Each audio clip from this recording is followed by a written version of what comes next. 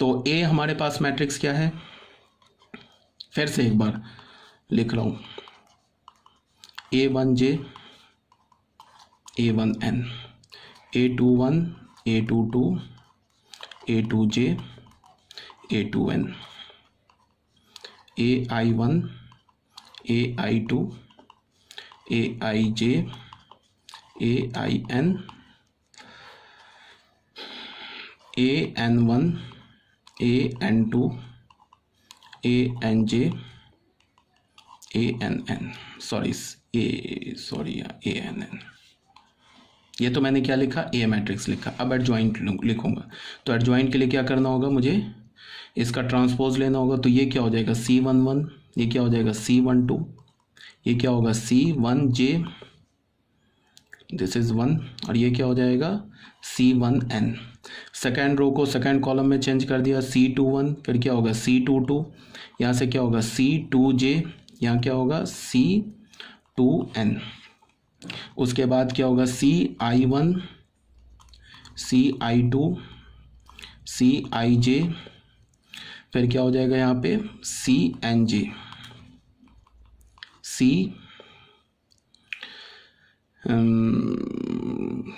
ये हो गया CI1 CI2 CIJ CIN, sorry this is ith रो को बनाया ना हमने, ith रो CIN हो जाएगा, सॉरी दिस इज IN। ये थर्ड रो लिया हमने CI1 CI2 CIJ CIN, ठीक तो है ये, सॉरी CIN, ये CIN लिखा बच्चे, CIN यहाँ लिख देता हूँ मैं CIN, ठीक है। उसके बाद आ जाओ आप CN1, ये क्या हो जाएगा CN2, ये क्या हो जाएगा CNJ, यहाँ से क्या हो जाएगा CNN। ये मैंने क्या लिया है, इसका ट्रांसपोज ले लिया है, किसका, इस मैट्रिक्स का ट्रांसपोज लेके मैंने डायरेक्ट यहाँ पे एडजॉइंट लिख दिया, ठीक है। अब जरा तुम ध्यान से देखो चीज़ों को, दिख रहा है, विजिबल है, हाँ क्लियर है। यहाँ पे A इंटू एडजॉइंट ए कैसे निकालोगे, इसको मल्टीप्लाई करोगे।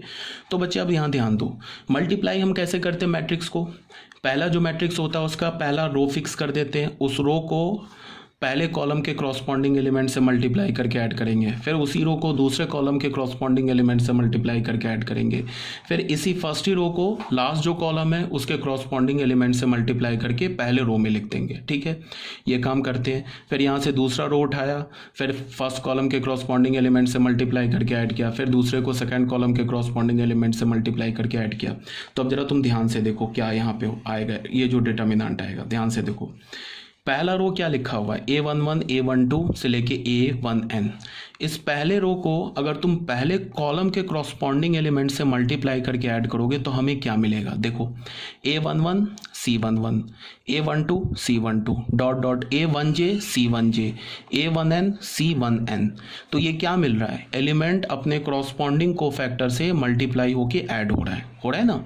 तो ये इसका वैल्यू क्या मिलेगा, डिटर्मिनेंट है। अभी मैंने प्रॉपर्टी में बताया था ना तुमको कि अगर तुम एलिमेंट को अपने क्रॉसपॉन्डिंग कोफैक्टर से मल्टीप्लाई करके ऐड कर दोगे तो डिटर्मिनेंट की वैल्यू मिलेगी, और अगर तुम एलिमेंट को किसी भी रो कॉलम के एलिमेंट को किसी दूसरे रो कॉलम के एलिमेंट के क्रॉसपॉन्डिंग कोफैक्टर से मल्टीप्लाई करके ऐड कर दोगे तो हमें क्या मिलेगी, उसकी वैल्यू 0। तो यहाँ पे पहला एलिमेंट क्या आएगा, डिटर्मिनेंट है। अब ये पहला रो लिया, अब दूसरा कॉलम उठाया, तो देखो ये तो एलिमेंट पहले रो का है, बट ये जो कॉलम कोफैक्टर है ना, ये सेकंड रो का कोफैक्टर है, ठीक है। तो एलिमेंट तो फर्स्ट रो का है, अगर तुम मल्टीप्लाई करोगे तो सेकंड रो के कोफैक्टर से मल्टीप्लाई होगा, वैल्यू क्या हो जाएगा 0। फिर फर्स्ट रो लो, उसको तुम अगर ith कॉलम के इससे मल्टीप्लाई करोगे, ith कॉलम के एलिमेंट से मल्टीप्लाई करोगे तो क्या होगा, एलिमेंट तो फर्स्ट रो का है बट कॉलम किसका है, ith रो का। ये जो है ना, ये लिखा हुआ कॉलम में, ये क्या किस में लिखा हुआ है, कॉलम में लिखा हुआ, बट ये कोफैक्टर किसका है, ये ith रो का कोफैक्टर है, ठीक है ना। देख लो रो है ना, बिकॉज कॉलम चेंज हो रहा है। तो अगर तुमने फर्स्ट रो को ith रो के कोफैक्टर से मल्टीप्लाई करोगे, वैल्यू क्या मिल जाएगा 0। इसी प्रकार से लास्ट भी वैल्यू 0 मिलेगा, फिर यहाँ पे 0 आ जाएगा, फिर डिटर्मिनेंट ए आ जाएगा, फिर 0 आ जाएगा, लास्ट 0 मिल जाएगा, फिर यहाँ 0 आ जाएगा, फिर डिटर्मिनेंट ए आ जाएगा, फिर 0 आ जाएगा, लास्ट में 0 मिलेगा, सॉरी यहाँ डिटर्मिनेंट ए आएगा, ये 0 हो जाएगा, फिर हमें क्या मिलेगा 0 0 0, फिर डिटर्मिनेंट ए, फिर 0। इसी तरह से 0 0 0, लास्ट में क्या मिलेगा, एक एक्सट्रीम लास्ट में जाके डिटर्मिनेंट ए। ये थोड़ा यहाँ देख लो, ऐसे लिख देता हूँ, सॉरी, ए इंटू एडजॉइंट ए। ये क्या मिलेगा हमें, पहले डिटर्मिनेंट ए, फिर 0, फिर 0, फिर 0, ऐसे ऐसे करके 0, ठीक है, फिर 0, फिर डिटर्मिनेंट ए, फिर 0, फिर 0, लास्ट में 0, फिर 0, फिर 0, फिर डिटर्मिनेंट ए, फिर 0, लास्ट में 0, ऐसे मिलेगा 0 0 0, डिटर्मिनेंट ए 0, और लास्ट में क्या मिलेगा 0 0 0, फिर 0, लास्ट में डिटर्मिनेंट ए, ठीक है। अब तुम क्या देखो कि हर एक रो से या हर एक कॉलम से तुम डिटर्मिनेंट ए को कॉमन ले सकते हो।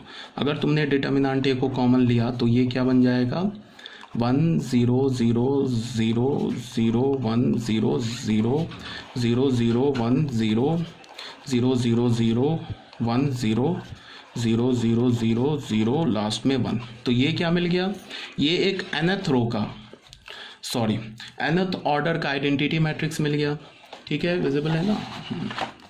तो यहाँ से हमें क्या मिला, determinant of A into I N, left hand side पे हमें क्या मिला, A into adjoint A. Similarly यहाँ पे अगर तुम adjoint A into A matrix calculate करोगे तो ये भी तुम्हें determinant A into I N ही मिलेगा। तो यहाँ से हमें क्या प्रॉपर्टी आ गया, इसको फर्स्ट इक्वेशन मान लिया, इसको सेकंड इक्वेशन मान लिया, तो हमारे पास क्या हो गया, फ्रॉम 1 एंड 2 हमें क्या मिल गया, A into adjoint A is equal to determinant A to the power into I N is equal to adjoint ए।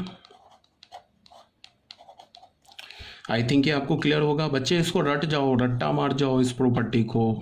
जितने भी बच्चे हैं ना जो लाइटली ले रहे हैं, जिनको लग रहा है कि भाई हमें जेईई मेंस तो नहीं करना है, बोर्ड ही करना है, तो भाई ये बोर्ड के लिए इम्पॉर्टेंट है, ठीक है ना।